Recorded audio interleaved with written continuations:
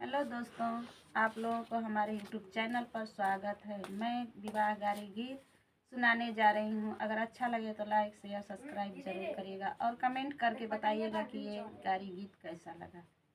हंसी हंसी पूछे माता कौशल्या हो, हंसी हंसी पूछे माता कौशल्या, अरे कैसे रही बेटा ससुरारी, हाय सिया राम से बनी बेटा कैसी रही ससुरारी, हाय सिया राम से बनी। इतनी बचन जब सुने रामचंद्र, इतनी बचन सुनी राम मुस्काइले, अरे मैया करई बड़ाई, हाय सीताराम से बनी, अरे मैया से करई बड़ाई, हाय सीताराम से बनी। सासु चरनिया मैया के तन बखानी हो, सस के चरण मैया कहाँ से बखानी हो, ससुर गंगा जल पानी, हाय सीताराम से बनी, हाँ जी ससुर गंगा जल पानी, हाय सीताराम से बनी। हंसी हंसी पूछे माता कौशल्या हो, हंसी हंसी पूछे माता कौशल्या, अरे कैसी रही बेटा ससुरारी, हाय सीताराम से बनी। सरहजता मोरी बेनिया डला मह, सरहजता मोरी बेनिया डला, अरे सरवा बड़ी अभिमानी, हाय सीताराम से बनी, हाँ जी सरवा बड़ी अभिमान, हाय सीताराम से बनी। हंसी हंसी पूछे माता कौशल्या जी, हंसी हंसी पूछे माता कौशल्या जी, कैसी रही बेटा ससुरारी, हाय सीताराम से बनी। इतना बचन सुनी माता कौशल्या हो, इतनी बचन सुनी माता कौशल्या, अरे मन ही मुस्कानी, हाय सीताराम से बनी, हाँ जी मन ही मुस्कानी, हाँ सीताराम से बनी।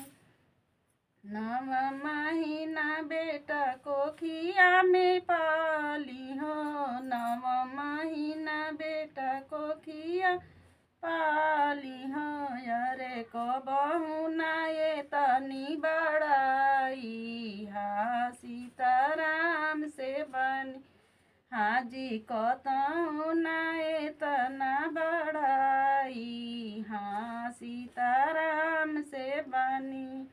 हंसी हंसी पूछई माता कौशल्या जी, हंसी हंसी पूछई माता कौशल्या, अरे कैसी रही बेटा ससुरारी, हाँ सीताराम से बनी।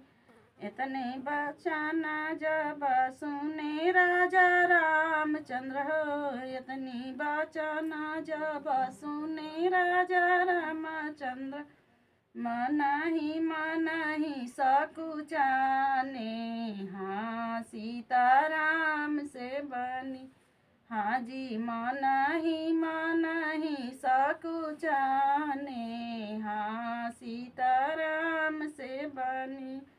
हंसी हंसी पूछई माता कौशल्या हो, हंसी हंसी पूछई माता कौशल्या हो, अरे कब हंसी हंसी पूछई माता कौशल्या, हाँ जी कैसी बेटा रही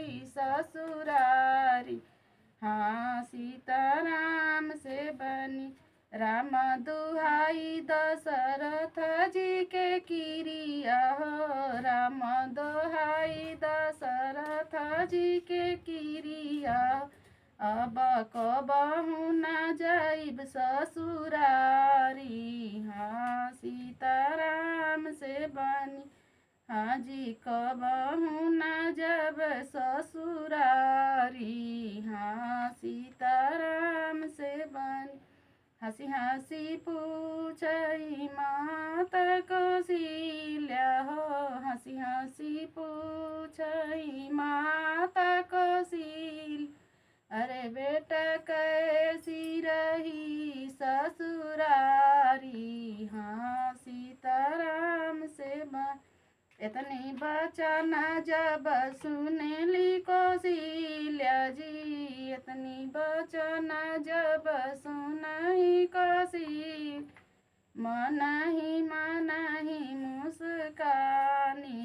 हाँ सीताराम से बनी युग युग बढ़े तोरी ससुरारी हो। जुग जुग बढ़े बेटा ससुरारी हो। अरे कबहू न देबो तोहे गारी। हाँ सीताराम से बनी हाँ जी कबहू न दे मैं तोहके गारी।